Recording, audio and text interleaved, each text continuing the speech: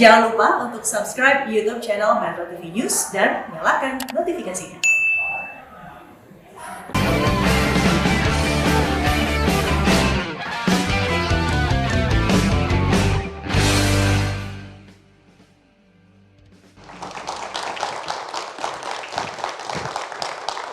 Kalau Anda aktif mengikuti kegiatan di media sosial, maka Anda pasti juga mengikuti cerita tentang sekelompok aktivis media sosial yang sangat vokal, yang dengan lantang mengingatkan kita tentang ancaman radikalisme dan intoleransi di Indonesia. Bahkan mereka terkesan menabuh genderang perang melawan kelompok-kelompok yang oleh mereka dituduh menyebarkan paham radikal dan intoleransi terhadap keberagaman di negeri tercinta ini, baik keberagaman agama, suku, dan tentu saja kelompok. Nah, hari ini melalui Kick Andy Double Check, saya akan mengundang 3 di antara aktivis media sosial yang termasuk paling vokal, paling lantang, dan dianggap paling berani dalam bersuara. Mereka adalah Denny Siregar, Ade Armando, dan Eko Kuntadi. Tapi sebelum saya mengundang mereka di Kick Andy Double Check, mari kita simak dulu cuplikan berikut ini. Lagi pula kenapa sih untuk dapatkan 72 bidadari, sang suami harus membawa-bawa istrinya segala dalam praktek amaliyah itu? Lucunya, fenomena belakangan ini, si mu'alaf yang seharusnya belajar malah didaulat untuk mengajar. Yang menentukan kemajuan Islam di masa lalu adalah penghargaan dan cinta terhadap ilmu pengetahuan, keterbukaan berpikir, dan pertukaran keilmuan. Jadi keterbelakangan umat Islam jelas tidak bisa diatasi dengan sekedar bikin negara Islam khilafah. Denny Siregar, Ade Armando, dan Eko Kuntadi. Wow. Ini toh. Apa kabar? Alhamdulillah baik. Sehat selalu. Sehat, thank you. Iya. Terima kasih juga sudah mau hadir di acara Kick Andy Double Check. Siap. Silakan duduk. Oke. Ini udah boleh buka? Oh iya, silakan sudah tes antigen semua. Sudah. Oke. Aman. Siap. Di media sosial, Anda bertiga ini adalah orang yang paling vokal, lantang, dianggap terlalu berani atau kelewat berani, ya, menyuarakan bahwa Indonesia saat ini dalam keadaan gawat darurat menghadapi paham radikalisme.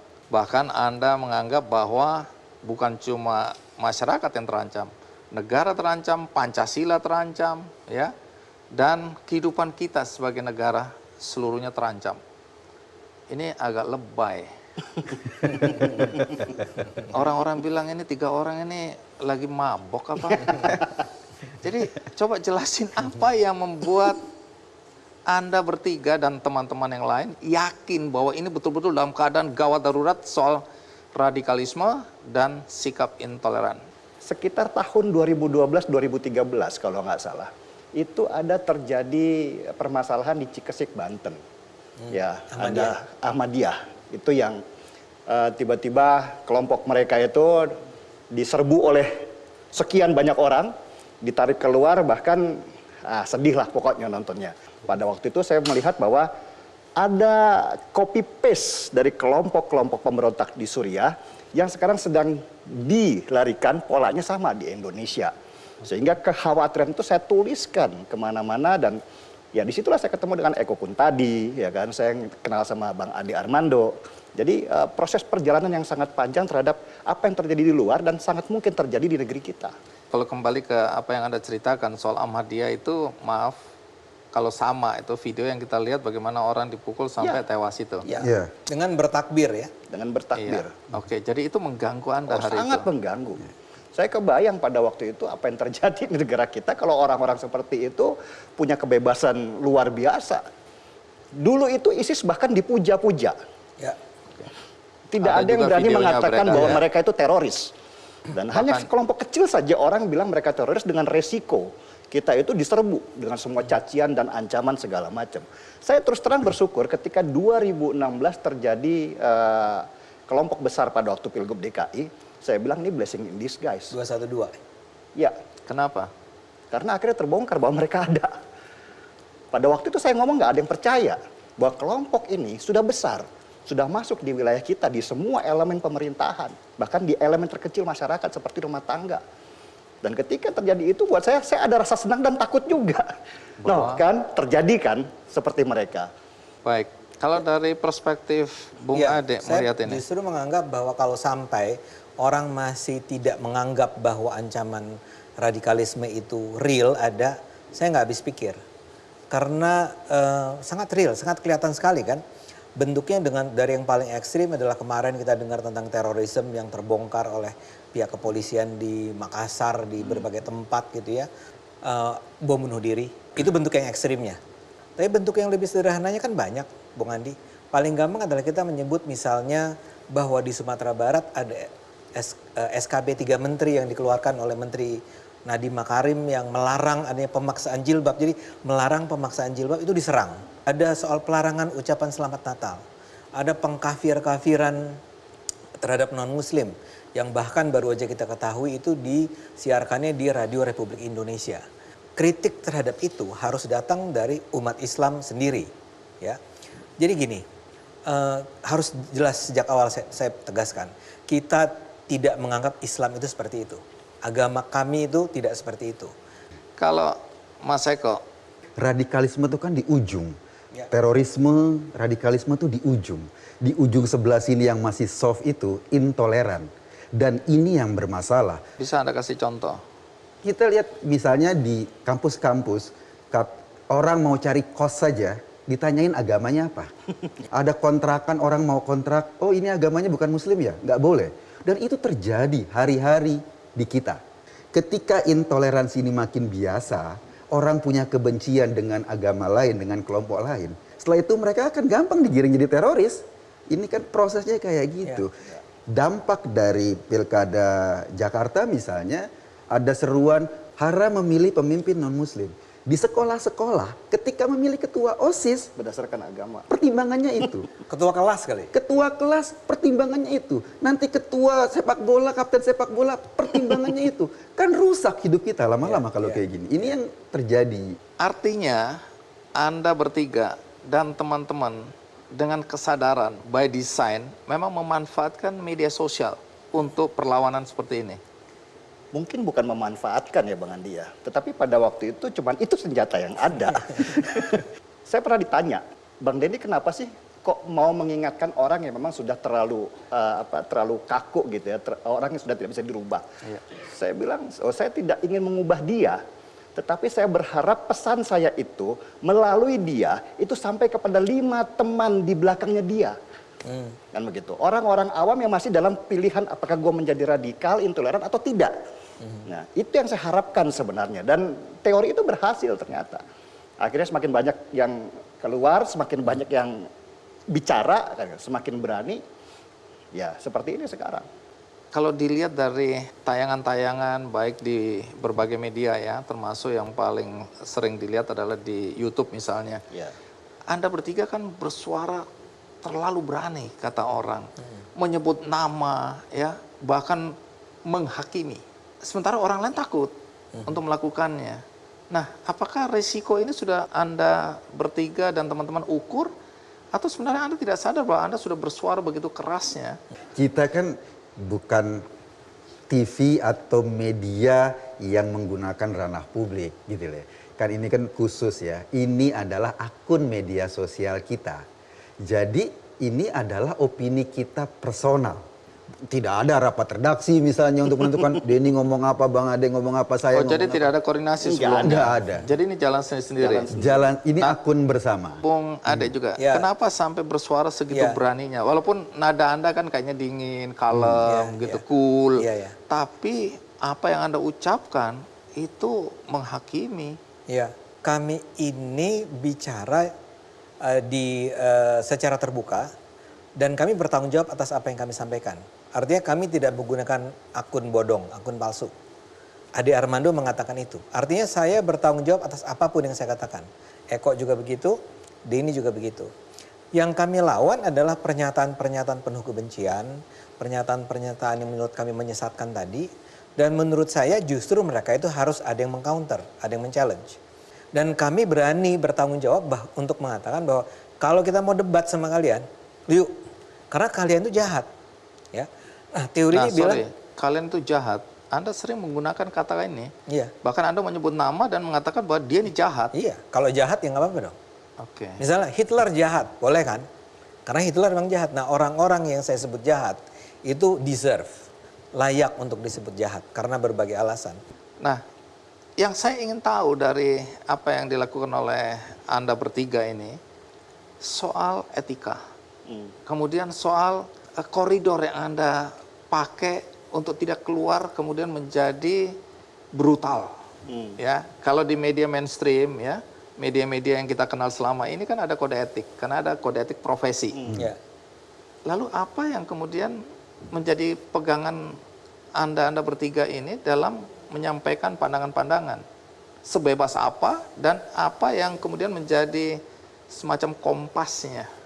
Ya moral mungkin ya, Bang Andi. Ya. Moral, ukuran moral kan Ya, apa yang saya anggap benar, Iya. memang apa yang selama ini saya pelajari, yang disebut adab dan akhlak. Tapi juga tidak menghilangkan bahasa keseharian saya ketika bergaul dengan banyak orang. Kan begitu. Yang ini dianggap brutal, apakah ketika kemudian kita ngobrol di warung kopi misalnya, dan ketika ngobrol di layar televisi saya harus berbeda? harus kan berbeda juga. Karena konsumsinya kan terlalu luas. Nah, gitu ini yang loh. perbedaan. Publik ini dengan segala macam latar belakang istiadat, adat, kemudian suku, agama kan belum tentu bisa menerima. Ya, etika itulah seperti tadi dibilang Bang Ade yang tetap kita jaga, bahwa kita tidak berurusan dengan suku, ras, dan agama. Kita hanya berurusan dengan perilaku orang itu. Jadi ketika kita berbicara tentang misalnya ustadz-ustadz yang suka memanipulasi jamaahnya, kita tidak berbicara bahwa ustadz ini pada suku apa. Ya kan? Tetapi ini apa yang sedang dia ucapkan dan menjadi salah di mata kita. Ada seperti orang yang mengaku sebagai ustadz, sebagai gus, dan dia mencaci maki. Dia mengeluarkan bahasa-bahasa yang bahkan saya sendiri itu risih. Saya itu orang warkop, saya itu orang jalanan. Tapi ketika berbicara di depan televisi, di media sosial, nggak pernah saya keluarkan kata-kata seperti itu. Tetapi dia mengaku ustadz loh. Tetapi dia mengaku gus loh. Yang sekarang sudah dipenjara. Dengan enaknya dia berbicara gitu ya. Nah, apakah itu saya harus diam? Lebih brutal mana saya dengan dia ketika berbicara? Saya hanya mengkritik dia, jangan bicara seperti itu. Kamu Jadi tuh pegangan Anda moral. Moral ukuran Anda. Ya. Bukan moral ukuran yang juga Luas. ya. Bisa aja berbeda dengan orang lain. Betul, karena itulah banyak juga yang tidak setuju dengan saya. Kan begitu. Jadi saya pikir wajar aja di dalam alam demokrasi ini, ketidaksetujuan itu adalah bagian daripada demokrasi. Jadi gini, kita harus selalu bedakan nih. Ada etika, ada etiket. Etika adalah yang mendasar. Pertimbangan-pertimbangan moral yang mendasar. Yang kita sepakati bersama. Kita nggak boleh bohong, kita nggak boleh menipu. Kalau etiket itu cara, Bung Andi. Cara itu ya tergantung konteks, tergantung kebutuhan. Ada orang dibunuhi. Ada gereja ditutup, dilarang. Ada ibu-ibu ditangkap. Dan kita bilang, orang ini emang nggak beradab. Mereka kan biadab sama sekali. Itu secara etiket menurut saya dilihat dari konteksnya nggak apa-apa. Oke. Bener. Jadi itu batasan-batasan yang Anda pakai ya. Nggak Tetap pernah. ada batasan ya. Oh iya. Dan ini kesepakatan masing-masing dalam diri Anda, nggak ada diatur kemudian oleh komunitas Anda atau kelompok Anda, nggak ada aturan itu ya. Ada kesan nih, semakin banyak diadukan, Anda bertiga ini semakin bangga dan merasa berprestasi gitu ya. Jadi Anda ini udah berapa kali sebenarnya dilaporkan dan berapa kali diperiksa polisi?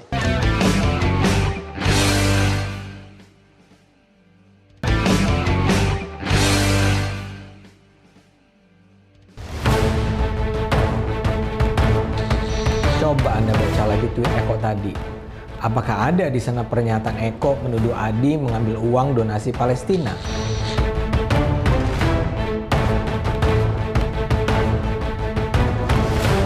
Fahira Idris, anggota DPR RI hari ini mendatangi Polda Metro Jaya terkait laporannya terhadap Ade Armando, postingan Gubernur Anies Baswedan dengan riasan wajah Joker. Terpaksa harus melaporkan lagi ya karena ada seorang buzzer dan judulnya adalah Dewa Panci.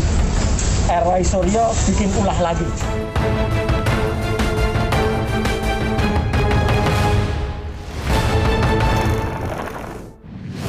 Ini hanya cuplikan, tapi kasus Anda bertiga terlalu banyak untuk disebutkan.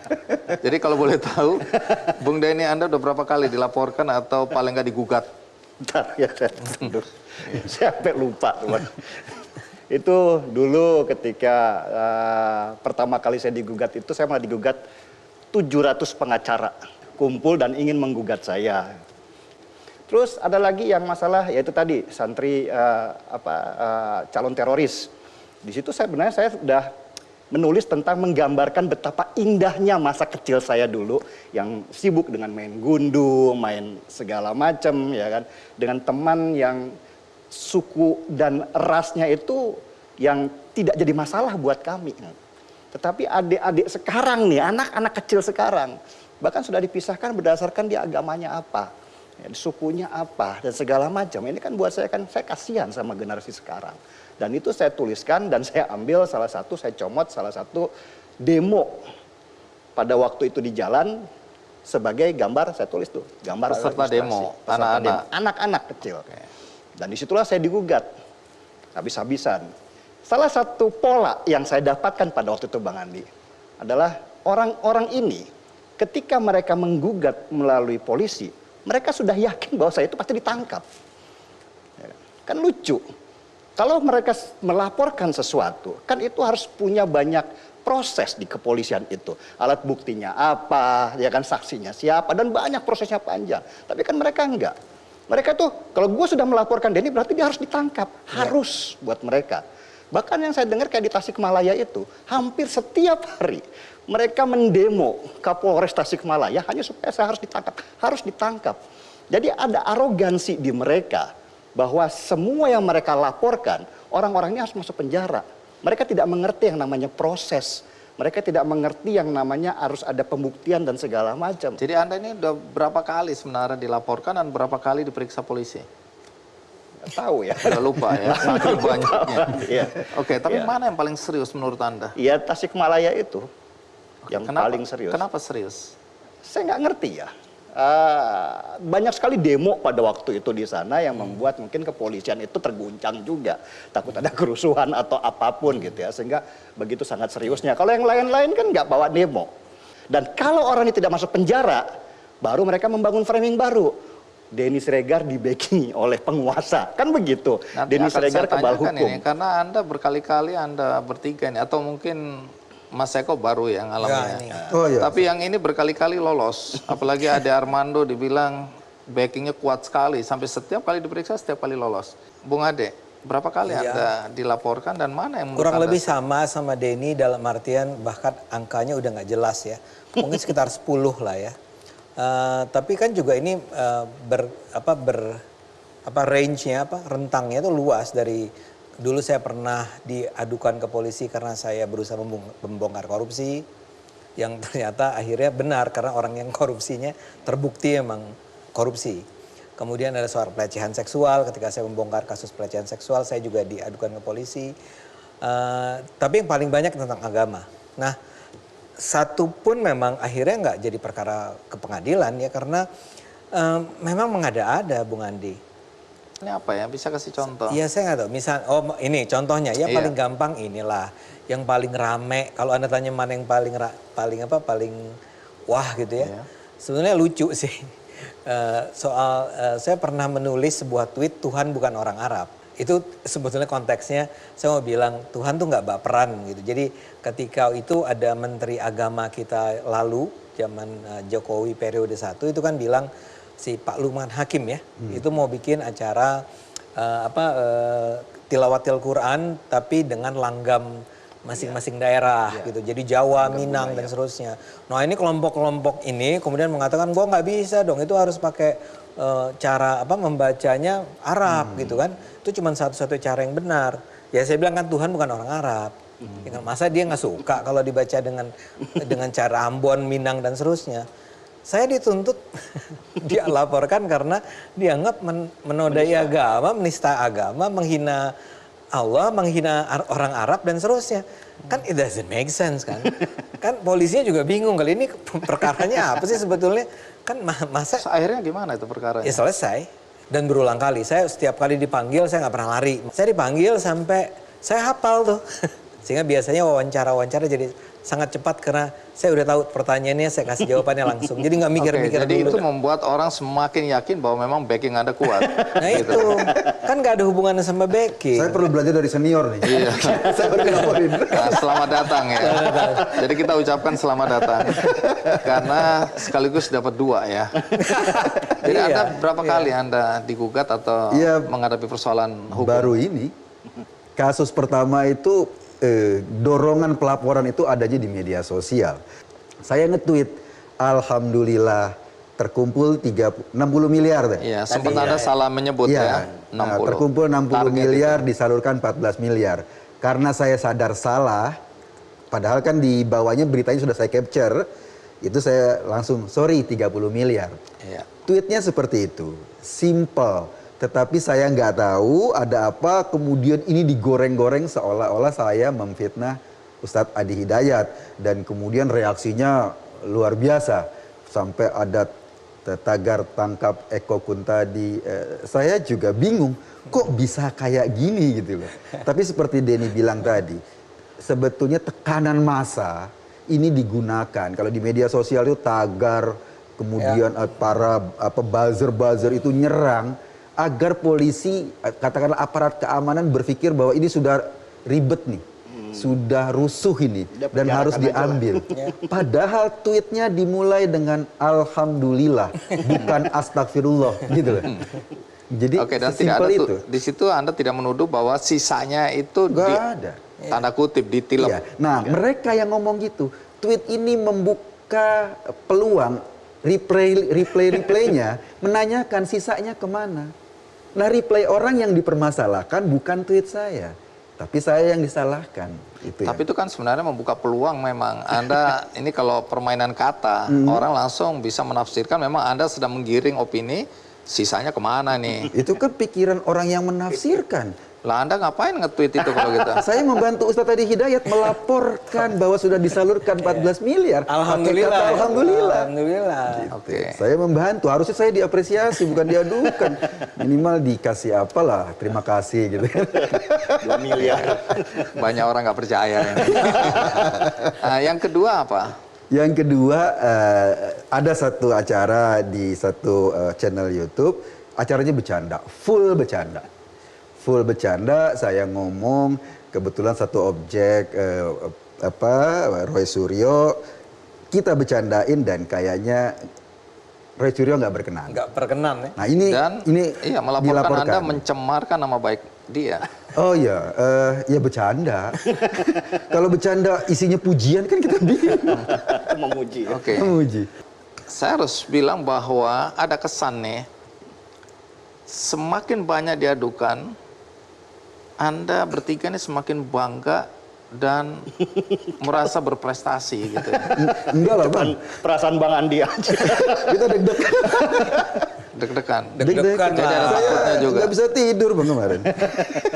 Karena diadukan. Iya, ini yang pertama lo diadukan, pecah telur. gitu. Lama-lama terbiasa juga. Enggak, itu tidak benar. Ya orang harus tahu lah, 10 kali diadukan itu bukan sesuatu yang menyenangkan. Setiap kali itu terbaca beritanya, biar gimana pun ada perasaan, aduh apalagi ini, karena coba deh lihat kesibukannya, harus dipanggil polisi, harus datang berjam-jam ke kantor polisi, ditanya wartawan. Jadi kalau bicara mengenai gugatan-gugatan seperti itu, ini tanggung jawab ada pada masing-masing. Masing-masing. Tapi kita kan sebetulnya satu keluarga ya. Jadi gini, begitu si Denny diperkarakan, ya saya akan bikin, Eko bikin video yang bilang kita lawan. Ketika Eko kena kemarin, saya ikut bilang membela dia untuk mengatakan gini loh. Denny belum ikut Bang. Enggak, Denny emang gak peduli dia. Saya bilang, ini ujianmu. Kayak gitu. Jadi Supaya naik kelas.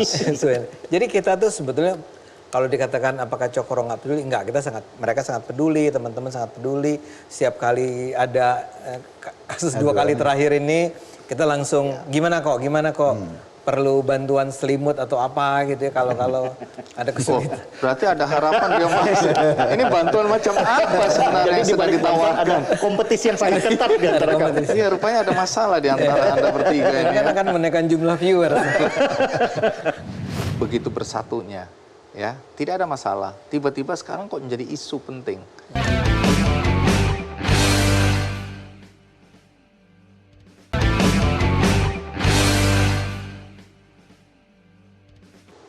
Baik, kita lanjutkan Kick Andy Double Check. Masih bersama Eko Kuntadi, Ade Armando, dan Denny Siregar. Ini katakanlah Anda siap menghadapi kondisi terburuk. Masuk penjara, atau nggak siap? Anda siap? Nggak ada yang siap lah, Bang. Oh, nggak ada yang siap. Kalau masuk siap penjara. sih enggak.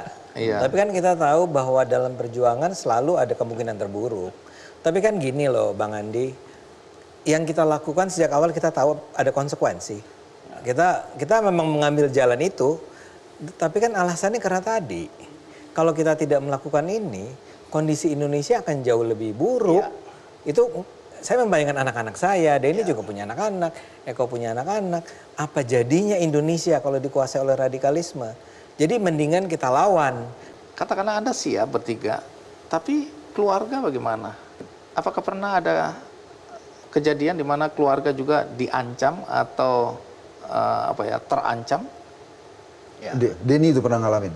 Apa? Mungkin bukan pernah, masih sekarang. Sampai sekarang saya alami. Oke. Jadi peristiwa terakhir itu tentang masalah di Tasikmalaya. Itu kemudian ada yang membongkar data saya melalui telepon seluler saya, melalui kartu nomor saya, bekerja sama dengan orang dalam di kantor itu, dan kemudian terbongkarlah data-data pribadi saya, termasuk alamat ya dan segala macam di sana. Selama sebulan lebih itu rumah saya didatangi banyak orang. Jadi diteror betul-betul dalam bentuk pengiriman barang yang harus dibayar di rumah itu. Tapi barangnya aneh-aneh. Sebenarnya bukan masalah pengiriman barangnya, tetapi orang-orang itu ngancam. Bertanya di mana saya tinggalnya, nomor HP saya yang baru dan segala macam. Sehingga terjadi trauma di keluarga, terutama di istri. Ya kan? Saya pada waktu itu mereka menganggap kita kuat-kuat aja. Tapi lama-lama saya melihat ada perubahan-perubahan dengan memasang CCTV dan segala macam yang membuat ini menjadi tidak aman buat mereka. Siapa yang memasang CCTV? Ya, orang rumah. Oke. Ya kan? Sehingga berarti terancam. Terancam sebenarnya. Kita tidak pernah begitu. Tidak pernah memasang, kita tidak pernah curiga sama orang-orang karena kita hidup guyup. Saya kan bukan di komplek tinggalnya, di kampung. Kita hidup guyup, nggak pernah curiga satu sama lain. Terus ketika kemudian kita tiba-tiba memasang CCTV dari ujung sampai ujung, saya merasa ini bukan hidup lagi. Ya kan? Ini sudah kemerdekaan saya yang terpenjara, apalagi kepada keluarga. Saya nggak ada masalah, saya diancam, tetapi saya harus bisa memberikan rasa aman kepada mereka. Ya. Itu tanggung jawab saya sebagai seorang ayah. Ya akhirnya saya mau tidak mau harus pindahkan mereka ke satu tempat. Sampai hari ini? Sampai hari ini. Artinya bukan Anda saja yang diancam, tapi keluarga juga terancam.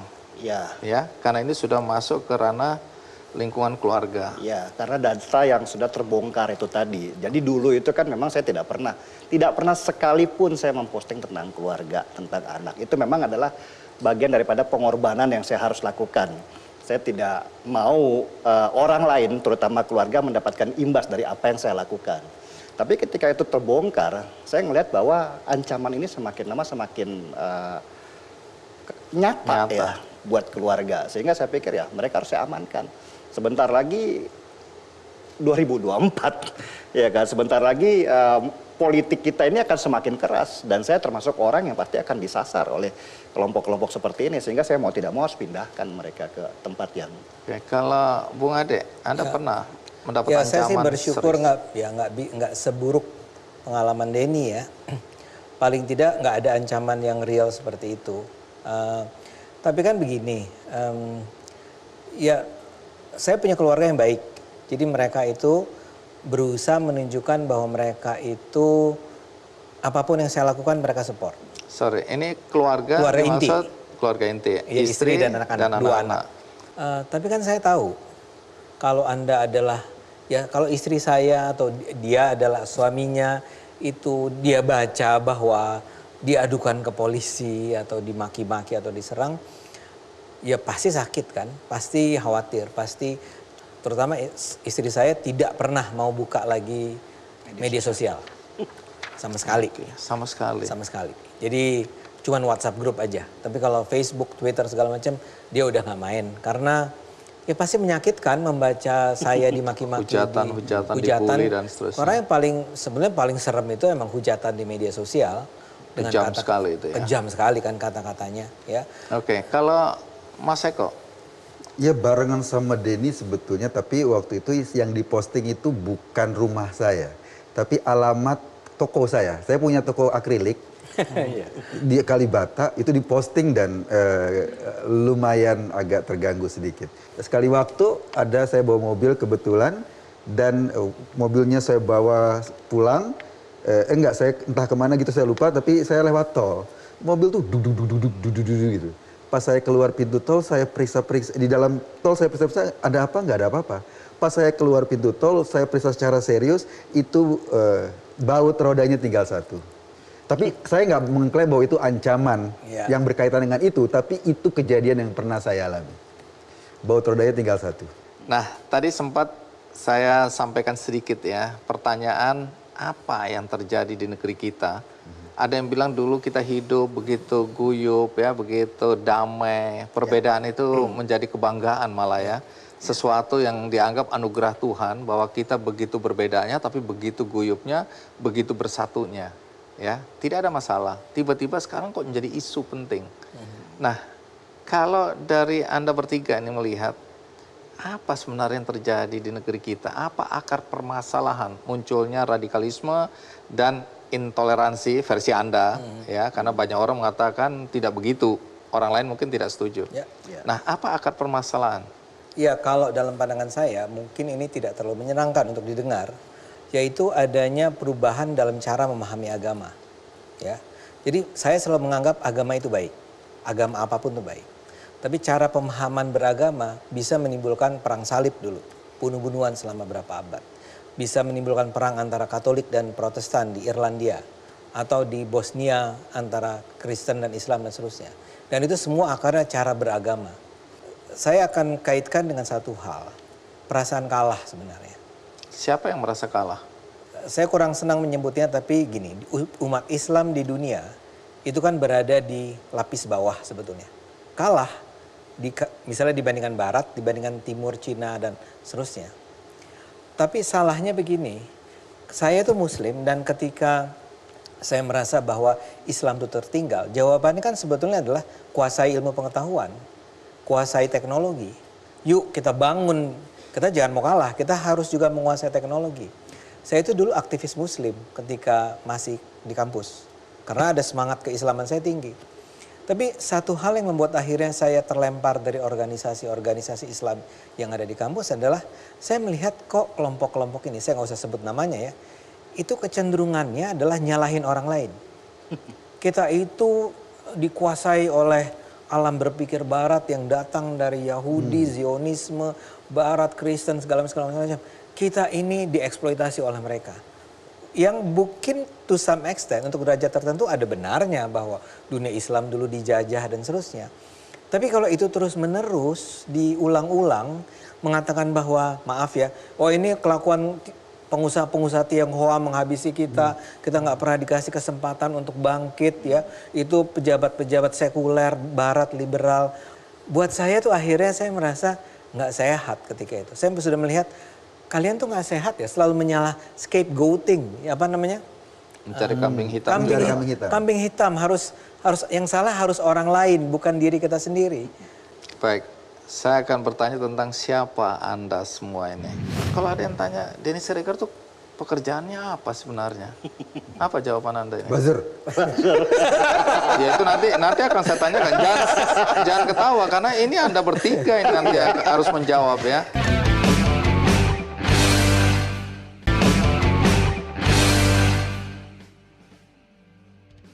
Ya, mungkin orang-orang sudah mengenal ya Denny Siregar, Ade Armando, Eko Kuntadi yang belakangan terkenal karena 2 kasus itu ya trending ya. Ya harus begitu dulu baru terkenal. Ya.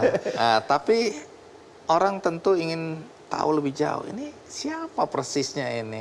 Tapi sebelum kita lanjutkan, Kita lihat dulu cuplikan berikut ini. Membahas masalah Palestina ini seperti membahas masalah siapa yang berhak mendapat warisan tanah. Organisasi Front Pembela Islam resmi dilarang di Indonesia. Segala kegiatannya, atributnya itu dilarang.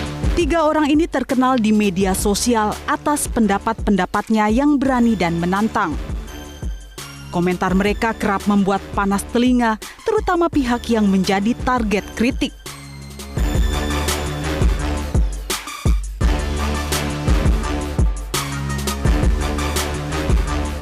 Denny, kelahiran Medan 3 Oktober 1973, menghabiskan masa kecil di Bandung, masa remaja di Jakarta, dan berkuliah di Surabaya.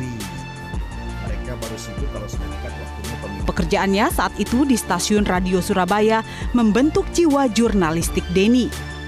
Kemampuannya pun ia tuangkan dalam membuat ruang debat akan isu-isu panas. Kemarin mendadak timeline di medsos saya itu rame banget. Sejak 2013, ia konsen pada bahaya intoleransi dan fenomena yang terjadi di Suriah.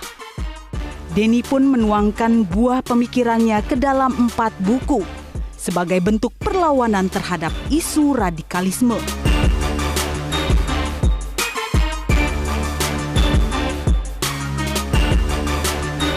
Eko Kuntadi, penggiat media sosial lainnya yang tidak kalah menohok dengan Denny. Melalui akun Twitter dan Instagram, Eko menyuarakan pendapat akan fenomena sosial, politik, hingga radikalisme.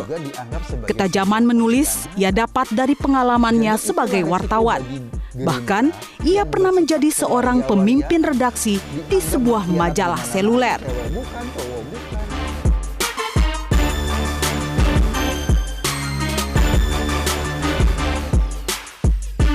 Ade Armando, seorang pakar komunikasi di Indonesia yang juga menjadi pembicara di Cokro TV. Mengangkat isu-isu yang sedang tren, Ade pun tidak kalah berani menyuarakan pendapatnya. Dimulai dari Pilkada DKI 2017 silam, dirinya menjadi lebih populer. Tidak segan-segan, Ade menunjukkan siapa yang ia bela dan siapa yang tidak. Kritik pedas pun masih sering ia lontarkan, khususnya tentang kondisi di daerah khusus ibu kota Jakarta. Karena itu saran saya, kelompok-kelompok anti Tionghoa harus mencampakkan mentalitas pecundang. Kalau tertinggal jangan salahkan orang lain, apalagi menyalahkan ras orang.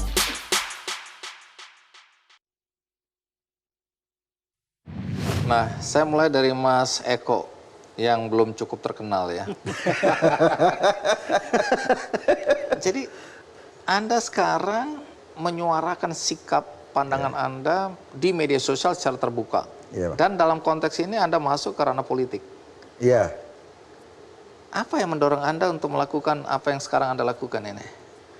Yang mendorong apa ya? Saya hobi nulis ya. Dulu saya pernah jadi wartawan, kemudian berhenti jadi wartawan, buka toko akrilik, nungguin orang datang yang belum tentu ada Facebook ya saya nulis.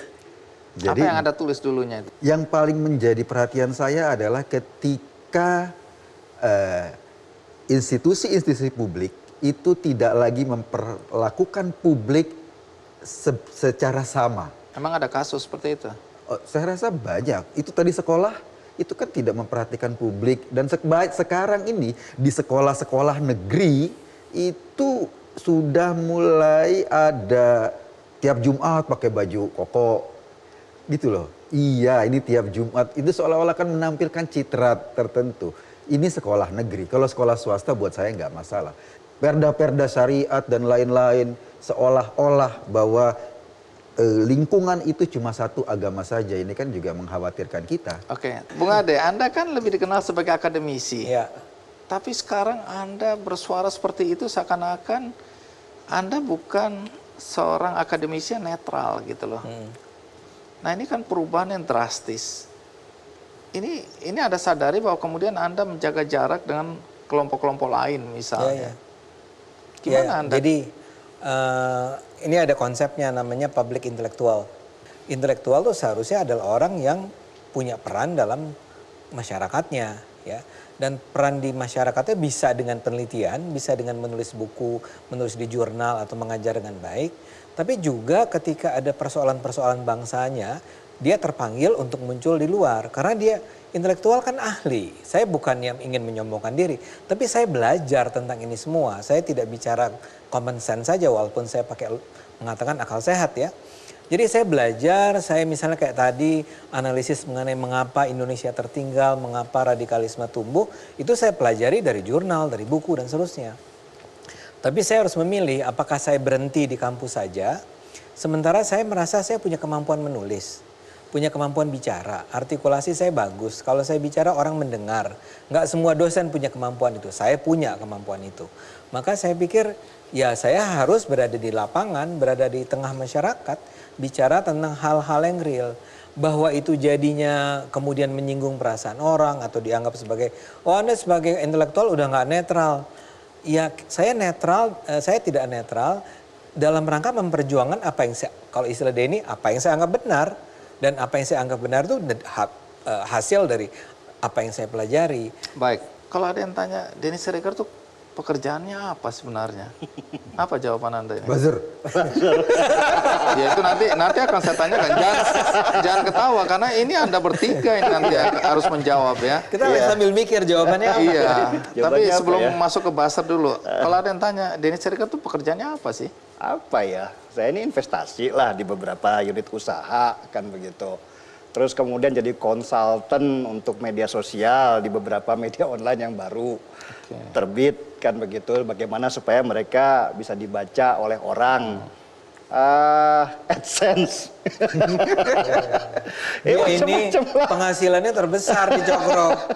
Macam-macam lah Bang Andi. Kerja itu kan tidak harus di dalam hanya satu perusahaan saja ya. Apalagi sekarang udah di online seperti ini kan. Jadi banyak banget apa yang bisa saya lakukan yang ada hubungannya dengan media sosial.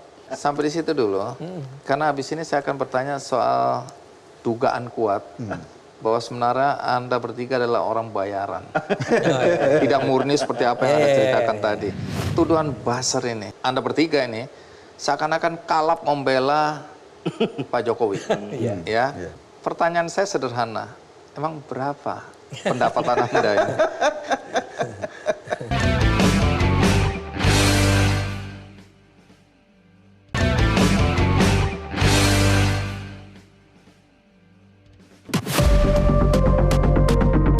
Ada foto yang beredar sekarang itu yang Jokowi rame-rame foto bareng katanya sih konon para buzzer. Yang di situ ada Mas Eko. Ada Denny Mas juga. Denny juga ada. Saya juga lihat ada Bang Ade tuh di situ tuh. Buat siapapun nih yang dibayar, itu bukan profesi yang haram loh.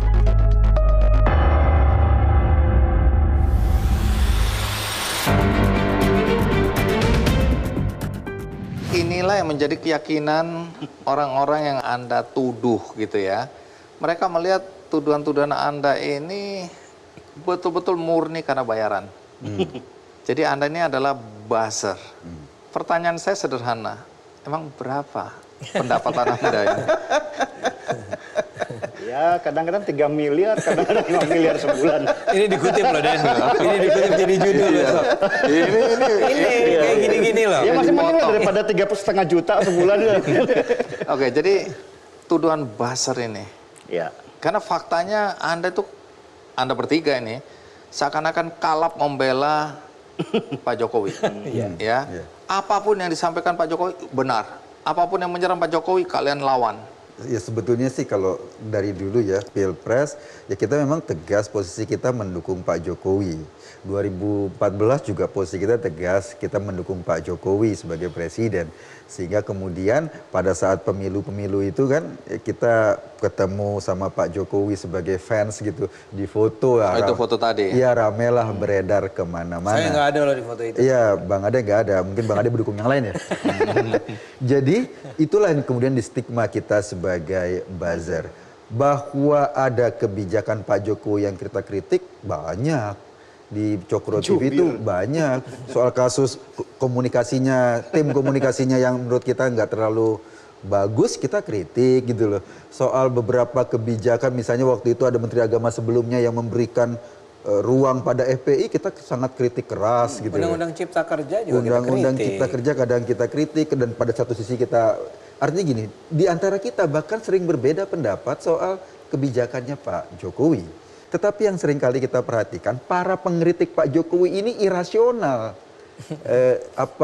Komunikasinya atau alasannya banyak yang irasional. Misalnya? Kasus hari ini saja ketika Kementerian Agama haji tidak mengirimkan jemaah haji kita karena mungkin alasan COVID. Kuota. Itu satu orang ngomong bahwa kita barangkali Indonesia tidak bisa mengirimkan jemaah haji karena dekat dengan RRC. Terus atau karena HRS diadili. Gitu loh. Atau macam-macam. Ada yang mantan atau uangnya menteri, udah dipakai. Iya, mantan menteri bilang bahwa ini karena tahun lalu kita masih hutang, jamaah haji kita masih hutang, sehingga di Saudi nggak terima lagi harus bayar utang. Tahun lalu kan kita nggak berangkatkan haji. Jadi menurut kita kan aneh kalau kita nggak melakukan counter terhadap isu-isu yang dibawa ini secara irasional. Dengan cerita ini, Anda hendak mengatakan bahwa Anda tidak dibayar oleh istana? Tidak. Kalau Anda? Nah, harus dijawab, jangan ketawa. Ya tidak. Pak Jokowi dengar ya, kan memang tidak dibayar saya. Ini sekaligus curhat. Pak Jokowi supaya dibayar. Kenapa kami nggak dibayar? Tapi dituduh terus dibayar. Nggak dibayar, nggak jadi komisaris. Dituduh terus. Ya, ini penting juga. Aduh. Terutama yang bertiga ini. Udah mati-matian ini. Nggak menjabat apa-apa ya? Enggak. Den, marah dong, Den. Enggak lah. Tapi kembali lagi, jadi bagaimana Anda meyakinkan orang-orang yang yakin bahwa Anda ini dibayar? Nggak apa-apa, saya senang aja dituduh macam-macam, dituduh dibayar, dituduh Syiah, dituduh kafir, segala macam udah biasa. Ini dunia demokrasi gitu. Buat saya ini bagian daripada perang stigma. Mereka habis kena stigma kadrun gitu ya, terus kemudian serangan dalam bentuk buzzer RP itu biasa. Jadi ya kayak bully-bulian yang sifatnya demokratis lah di dalam proses ini. Saya sih oke-oke aja dituduh buzzer RP. Tapi Anda bertiga tidak dibayar? Tidak. Enggak. Tidak. Berani bersumpah gitu? Sumpah. Oke. Untuk sementara kita percaya. Tapi kalau saya mau bilang saya justru senang karena tadi argumennya Eko atau Denny itu artinya gini. Ketika pembelaan kami lah ya terhadap Jokowi itu masuk di akal, sementara mereka tidak. Nah, cara untuk mematahkan argumen kami adalah menstigma. Jangan didengar omongan dia. Ya. Karena dia ngomong begitu karena dia dibayar oleh presiden, oleh istana, oleh Jokowi, oleh siapapun gitu kan. Padahal enggak. Tapi kan dengan begitu orang-orang yang terkena pengaruh itu akan mengatakan, oh iya nih emang nggak bener nih. Itu bagian dari stigma aja sebenarnya, perang stigma. Jadi hanya untuk mendegradasi kredibilitas kami aja. Faktanya Anda bertiga berada dalam satu payung yang namanya Cokro TV.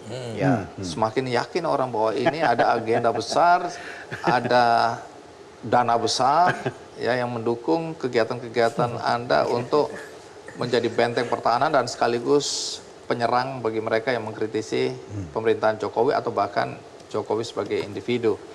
Nah, Cokro TV ini siapa yang mendirikan dan siapa di belakangnya? Jadi awalnya itu kan sebenarnya kan kita penulis Bang Andi ya. Saya di Facebook, Eko di Facebook, Bang Ade juga di Twitter dan di Facebook ya kan. Jadi dalam bentuk teks sebenarnya. Lama-lama saya sadar bahwa ternyata pembaca teks kita atau yang mengenal kita itu usianya 30 tahun ke atas. Ya kan, orang-orang yang memang masih hidup di dalam masa membaca. Tetapi anak-anak usia 30 tahun ke bawah itu nggak pernah kenal sama kita. Bagaimana kalau kita masuk ke audiovisual? Terus saya ngobrol dengan beberapa teman itu, belum ada Bang Ade, belum ada Eko pada waktu itu. Bagaimana kalau kita masuk ke audiovisual? Dan itu berat sekali. Saya biasanya nulis begini, terus tiba-tiba saya harus tampil di layar dan itu tersiksa. Eko gabung pada waktu itu. Kita buatlah yang namanya Cokro TV. Mulailah kita bikin program-program yang dalam bentuk dialog. Kalau Anda bertiga atau mungkin sekarang lebih fokus ke Bung Denny, kalau Anda tidak dibayar, lalu dari mana biaya operasional Cokro TV ini? Ya kan ada AdSense. Ya kan? Dari situ murni? Ya dari situ. Ya sama seperti YouTuber-YouTuber lain ya. Ya dari mana juga mereka pendapatannya dari AdSense juga. Ya AdSense itu ya lumayan kita bisa dapatkan dan kita bagi buat operasional dan segala macam ya. Sebagai pembawa acara atau host di situ, Anda ini dibayar? Pakai AdSense? Pakai AdSense. Oh, oke. Lumayan lah bagi 2. Bagi 2 antara Cokro sama kita. Gitu. Tapi memang... Makanya di situ terjadi kompetisi internal. Kita bertiga. Saya nggak mau ikut terlibat di situ. Tapi dalam hal ini memang harus diakui juga. Jadi ada, ini kan masalah gini, begitu kita mulai yang tadi dikatakan bahwa ada orang yang merasa bahwa oke, gue punya tempat ya, saya punya alat gitu ya, Anda gunakan deh. Ternyata itu bagus, ternyata itu menarik. Kemudian mulai ada orang-orang yang merasa bahwa saya bantu deh, tapi hanya untuk yang basic aja. Jadi kayak mendanai, misalnya kita kan harus menggunakan teknisi dan seterusnya. Nah itu dipakai buat membayar itu benar. Berapa jumlah karyawan itu? Nah ini kan kita sebenarnya yang bikin produksi itu bukan kami. Ya, udah outsource. Semacam outsource. Tapi outsource sebenarnya temen juga. Iya. Kenapa namanya Cokro ya? Jalan Cokro Aminoto. Oke. Jangan ideologis. Ini nggak ada. Walaupun kebetulan Cokro Aminoto ternyata seorang pahlawan kan, pendidik dan seterusnya. Jadi kita sebetulnya jangan dipikirkan sebuah organisasi besar yang, tapi kita beruntung ketemu orang-orang yang misalnya ngasih tempat, minjemin alat gitu ya. Kemudian ada orang-orang yang bilang kita bantu deh kalian. Ya untuk memperjuangkan pluralisme, bukan memperjuangkan Jokowi ya, memperjuangkan pluralisme karena kita juga care sama ini semua. Sebentar lagi 2024, Pak Jokowi kan berhenti. Ada nggak ketakutan bagaimana nasibku ini nanti?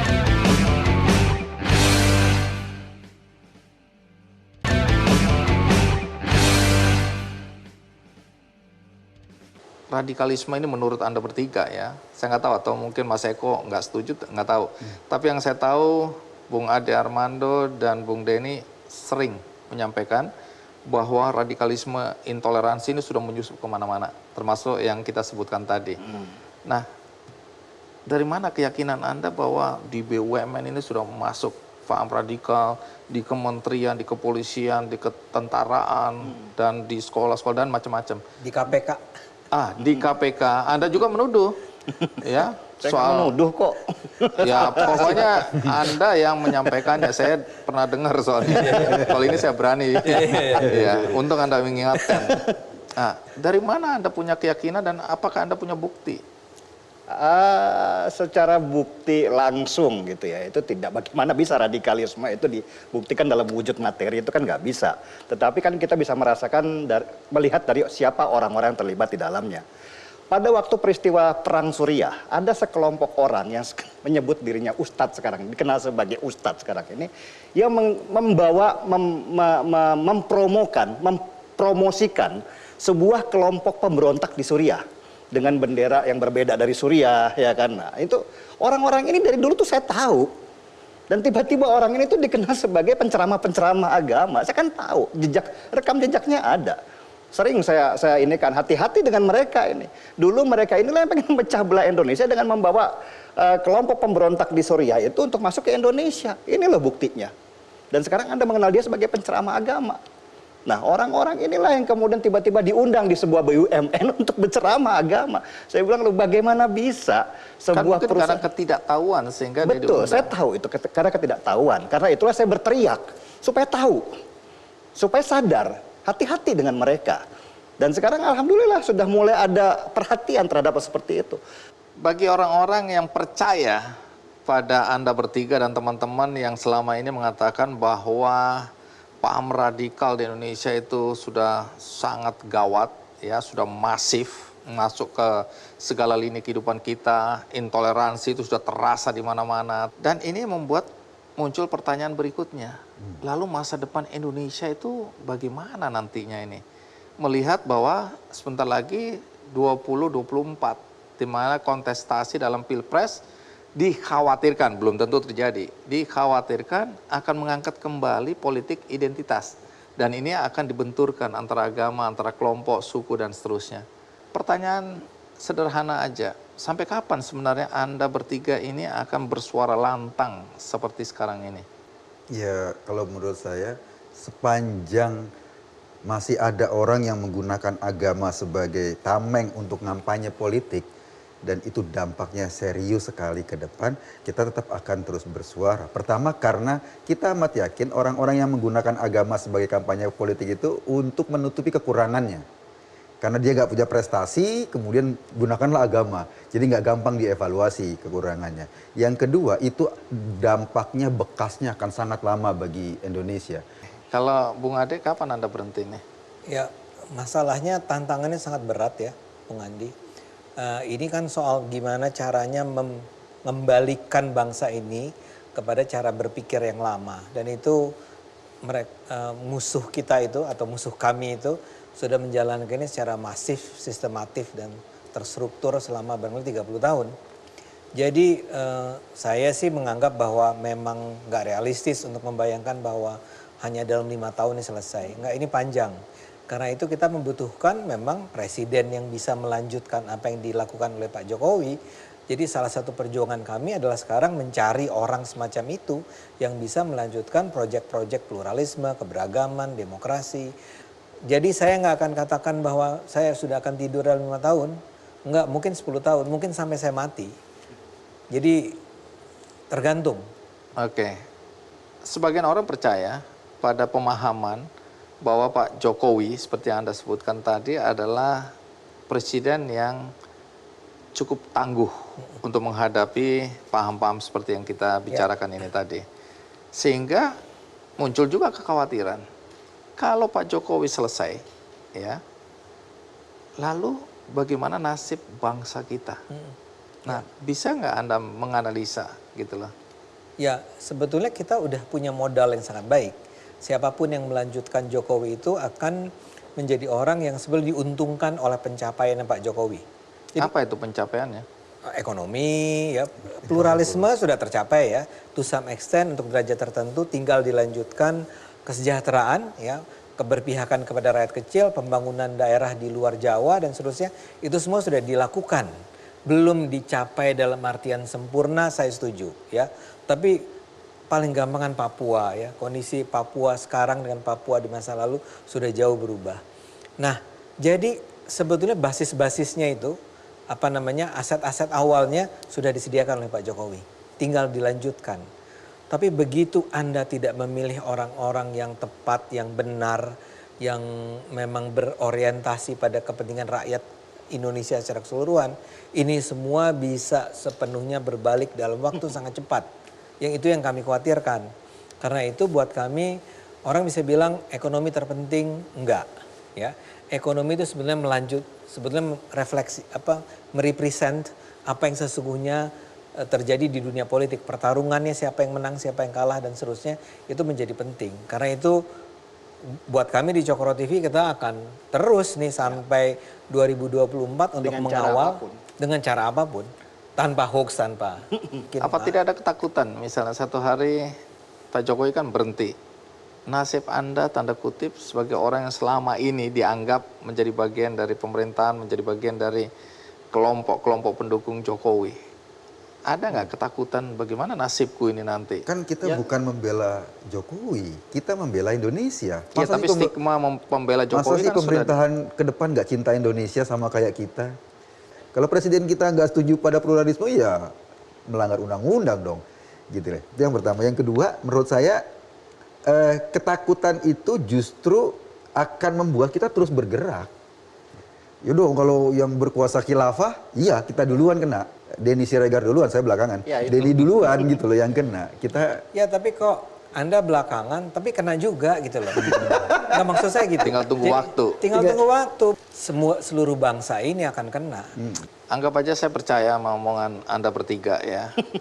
Lalu apa yang harus menjadi perhatian masyarakat agar yang Anda takutkan tentang bahaya radikalisme atau paham radikalisme dan intoleransi yang berkembang ini tidak terjadi? Apa yang harus menjadi catatan bagi penonton kita atau masyarakat yang percaya pada omongan-omongan Anda bertiga ini? Ya, buat saya sih sesuai dengan tempat di mana saya ada ya di media sosial. Ya bersuaralah.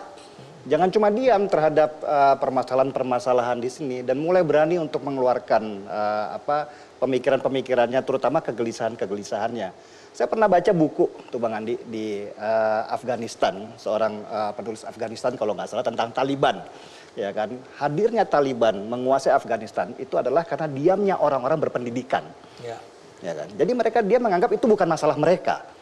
Kita membangun Cokro TV ini bukan karena kita ingin kaya, tetapi karena ingin kita memberikan inspirasi kepada orang untuk membuat saluran yang sama.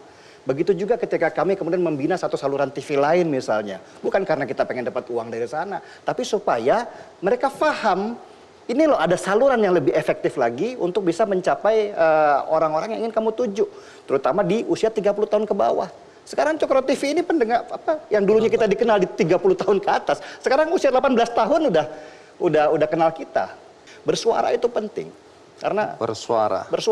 Kalau saya bahkan lebih awal, be aware, sadar bahwa ancaman ini benar. Jangan kayak Andi bilang tadi, mengesalkan memang ada orang-orang yang kita pikir Anda tuh akan kena loh, Anda akan jadi korban loh kalau radikalisme tumbuh. Tapi terus nyinyir sama kita. Dan nyinyir itu cuma bilang karena alah Anda ngada-ngada, Anda lebay, bilangnya yang tadi itu yang Anda bilang lebay lah segala macam. Saya bilang iya, tapi kalau radikalisme itu tumbuh, yang dicari kepalanya itu Anda duluan. Ya. Kalau kami udah lari duluan kali. Kalau kami udah aware duluan. Udah ke New Zealand kali, nggak tahu lah kemana. Tapi maksud saya adalah ini semua akan berlangsung kalau orang tidak sadar. Dan membiarkannya seperti tadi Denny bilang. Itu bukan cuma di Afghanistan kan. Dan dulu Hitler di Jerman kan dimulai juga dengan itu. Karena orang-orang Jerman yang berpendidikan tinggi itu menganggap bahwa apa yang dikatakan Hitler mengenai Yahudi itu benar dan seterusnya dan seterusnya. Kita juga akan mengatakan begitu. Misalnya ketika ada orang-orang yang mengatakan oh sumber masalah kita adalah kaum Tionghoa. Nggak bisa kita diem aja, kita harus bilang bahwa nggak begitu, Anda tuh ngarang, nggak ada sejarahnya. Tapi kita kan lebih sibuk dengan tadi menduga-duga, oh Denny dapat ini pasti orangnya. Iya, apakah kemudian mendapatkan pujian gitu Bang Adi? Enggak, dapat cacian juga dari teman-teman. Dibilang lebay lah, dibilang buzzer lah, dibilang banyak teman tuh juga terjadi. Gara-gara itu semua. Jadi dimulai dulu recognize, problemnya disadari. Ya, di kognisi orang tuh ada kesadaran bahwa ini ancaman. Oke, kalau Mas Eko?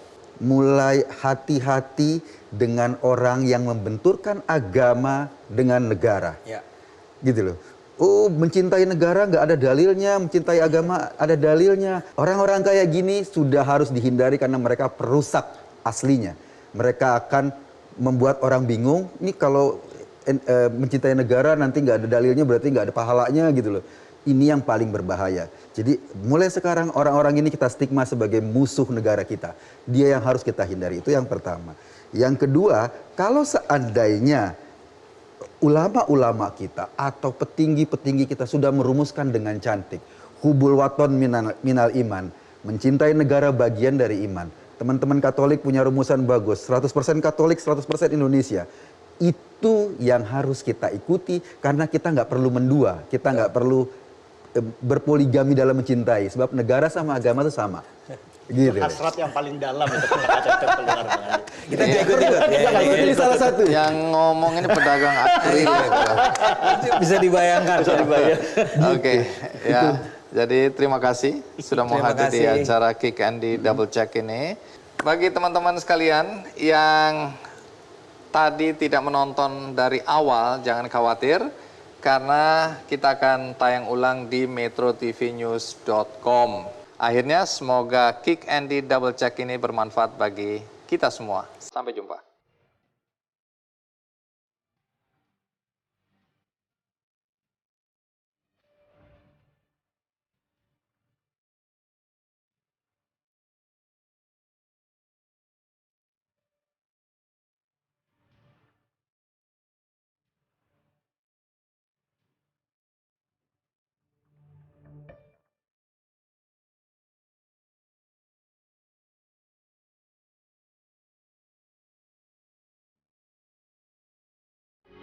Metro TV